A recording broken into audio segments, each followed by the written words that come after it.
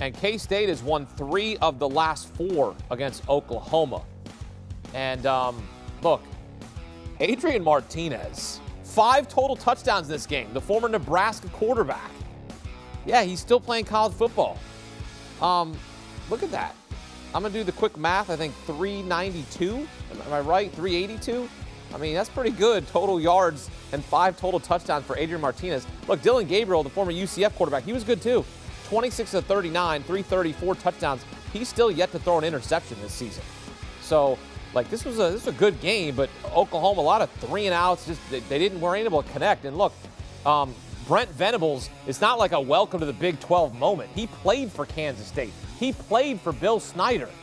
He started his coaching career at K-State. So, you know, obviously he's known for going to Clemson and you know, lining up that defense and winning a title.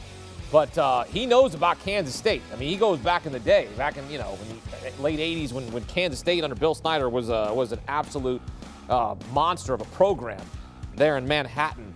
But it is an upset because you were getting 13.5, and you didn't even need the points with Chris Kleiman and the Wildcats. And how about this?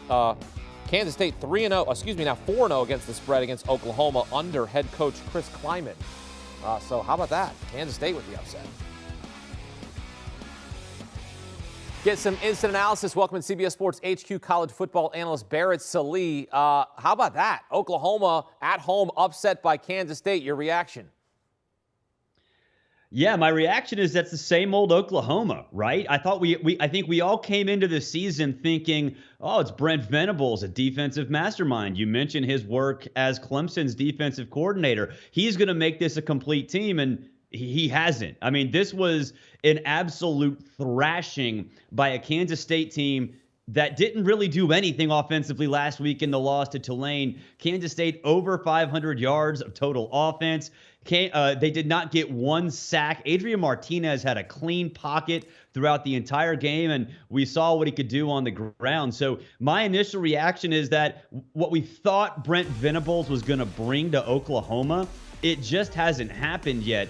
And Adrian Martinez, I mean, and he mentioned it in the postgame interview how he felt bad for what happened last week. He felt responsible for what happened last week against Tulane. He came out with a chip on his shoulder, and I think he took advantage of some massive holes in an Oklahoma defense that just haven't been filled. So I think Oklahoma, a pretender, not a national championship caliber team. We saw exactly why in the loss to Kansas State. Yeah, I mean, Chris Kleiman has Oklahoma's number, right? 4-0 against the spread in the past 4 meetings against Oklahoma.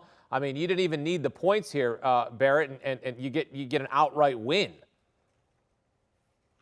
Yeah, I mean, and that shows how good of a coach Chris Kleiman is. I mean, his team, let's be honest, from a talent perspective, Kansas State's nowhere close to where Oklahoma is, especially on the offensive side of the ball with the skill players that they have. But Chris Kleiman, if you wanted an idea of what he brought and why he was so sought after when he was hired by Kansas State, you saw it. Tough-nosed, hard-nosed, very, very well coached, disciplined. They didn't commit a lot of penalties tonight. And I think that's why this offseason, he's going to be mentioned with a lot of other bigger jobs, especially in conferences that are going to have more money than the Big 12 moving forward. But this was as picture perfect of a Chris Kleiman game as you could possibly draw up. It was really impressive. Was Oklahoma overranked in this game? I mean, because I feel like right now, early in the season, a lot of these rankings don't really line up in terms of the talent.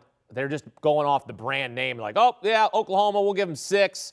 USC will give them 7. USC's a top. Look, USC's losing right now to Oregon State in Corvallis. But before tonight, I mean, USC looked like a top 5 team. Like, I'm just curious what you think about the rankings right now because Oklahoma doesn't look like number 6 in the nation the way they played tonight. Well, you know, I think they were a pretender. Like I said earlier, they were a pretender. The problem with the rankings is that somebody has to be there, right? Like after Georgia, Alabama, and Ohio State, put those 3 in whatever order you want to put them in, the drop down to everybody else is just, it's the size of a Grand Canyon. And I think the reason is you have flaws on all these teams. USC's defense, still a question. Oklahoma's consistency, obviously a question. I don't think we know about Michigan's offensive prowess quite yet. So I think you can call them overrated. I get that. I would call them more of a pretender, not necessarily overrated, because everybody else that's sort of in that grouping has massive flaws too. Yeah, perhaps Tennessee moves up 6 spots, right? Maybe they move from 12 to 6 after what they did on Saturday at home against Florida. They look good. That's a complete Tennessee team. I think it got sideways. You look at the score, it's not really indicative of how that game actually went because Tennessee pretty much dominated, especially in the second half. But there's no doubt that Tennessee team right now, that was a statement. I know you can say, oh, Florida, they're 2-2. They don't have a passing game. And look what Anthony Richardson did in the passing game. No one's ever, he has not been stopped yet, it seems like, in that game. Whereas he was, you could basically put me and you out there and we could force an interception on him earlier this season.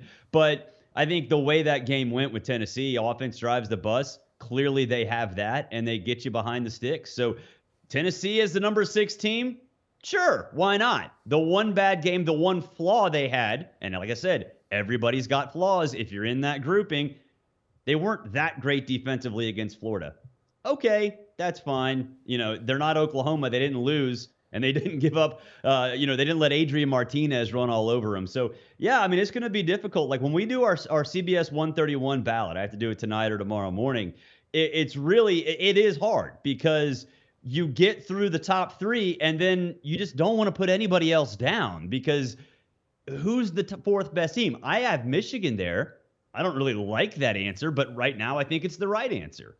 All right, well, I'll buy that. What Brent Venables is going to have to deal with, though, giving up over 500 yards of total offense and a loss to Kansas State. You got to figure that out. But how about Adrian Martinez? Well, he was great. I feel so good for that dude because he came in like as the chosen one for Scott Frost. That's way too much pressure on him. He's a really good dude. He does a lot around the community. And for him to finally get into a position at Kansas State where he's comfortable, the pressure's not necessarily there. He's able to do this. That run right there, that's what you were supposed to see from Adrian Martinez at Nebraska. He showed it at Kansas State. 4 touchdowns on the ground. I even think he was more impressive as a passer in this game. That's how complete of a game it was. So, he took a lot of heat at Nebraska. A lot of it was unfair, and it was nice to see him finally get that spotlight and come through in a big, big way when everybody was watching. Yeah, Kansas State with 2 100-yard rushers in this game. Also, Deuce Vaughn going up over 100 yards, just right behind Adrian Martinez, who had himself a night, 382 total yards, 5 total TDs in the upset win on the road over Oklahoma. Barrett, much more from you ahead as we talk winners and losers later on here on HQ. K-State, look, you could just blindly bet K-State against Oklahoma with Chris Kleiman as the head coach. A perfect 4-0 against the spread. All is double-digit dogs. K-State's got their number. And you could take that ticket right to the window.